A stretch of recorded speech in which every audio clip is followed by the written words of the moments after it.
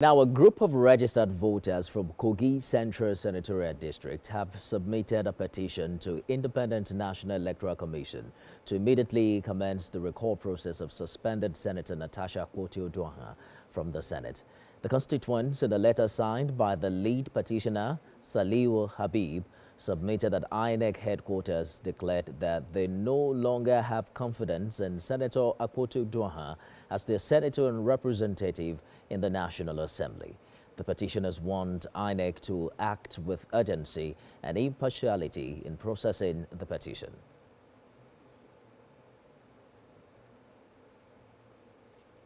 Let's bring in legal practitioner Olayinka Oladaniels for more on this development. Mr. Daniels, it's a long process to recall a lawmaker. You need to get the petition signed, and there's a whole process of verification, and then that will now culminate in the actual referendum. What do you think has made this process quite difficult? Practically, some say even impossible, if you would want to put it that way. Yeah, well, they're not far-fetched from the truth if it looks possible. Because if you look at president's records, there's never been any way but clearly seen that any recall under the Nigerian 99 Constitution in many ways, we have not seen anyone being recalled following the complicity of the process. Because you see, the particular stage they have now is just the stage one, and that is about the petition now that have been submitted. Now there's a stage two of the verification. Now don't also forget that this verification will also take its own toll of the whole game, because they have to pick a date, a time, and now also inform the senator that want to be recalled, inform the senator. So they have to then come. Don't forget also that while they are verifying this, they have to check the names as the signature of the registered voters. Now, how do they get the, and don't forget, it has to be 1.5. It cannot be less than 1.5 of the registered voters. So if they don't get that, they would dismiss that petition. They would dismiss it because it cannot fly. So they have to get signature of the people, that means of the people that submitted the petition, and to make sure that the signature are the same number, Indeed. or I mean at least 1.5 of the number of the people that voted. And after that, let's even say that scale true. The third stage is still the referendum.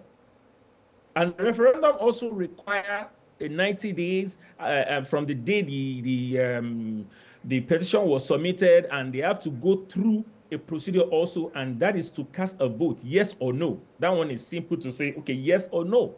And also, it has to be a simple majority. So all this complicity cannot make it easy for a recall. Yeah, it's a very tedious and difficult process, because you need more than 50%, even at the referendum. And usually, you know, our elections do not even deliver up to 50% in the real sense of it. But as a lawyer, would you say that the senator has committed any offense, so to speak, to warrant a recall? Or would you say this is politically motivated?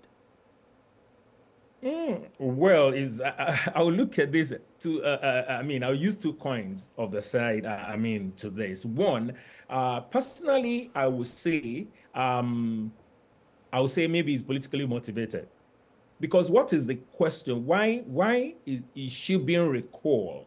Is it that she has violated some serious, offense that has affected the constituency? Because you see, we are talking about representative of the people.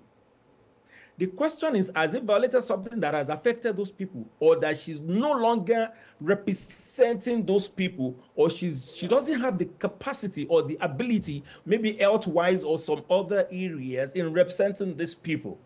That is where political thing will come in. Because if you look at, and that is why we are saying, let's see how easy it will be for them, because the women are already out there to say, okay, they are fighting for women. The people that are voting, they're still going to go all that route. Because looking at the job she was called to do, and that was what she was doing. All right. Only that the aspect I'm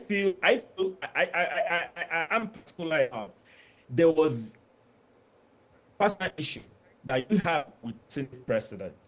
You brought it to the out, then the whole institution was being tagged. I mean, the whole scenario was being changed to mean, okay, turning a personal issue to an institutional issue. Right. So now that also on its own, we cannot be said that she has committed any offense that has affected the constituents. Good place to live in. Mr. Olayinka Daniels, we probably will continue this conversation subsequently, but we'll see how it goes from here, especially now that those petitions have been submitted to INEC. Olayinka Daniels, legal practitioner, thank you so much for talking to us.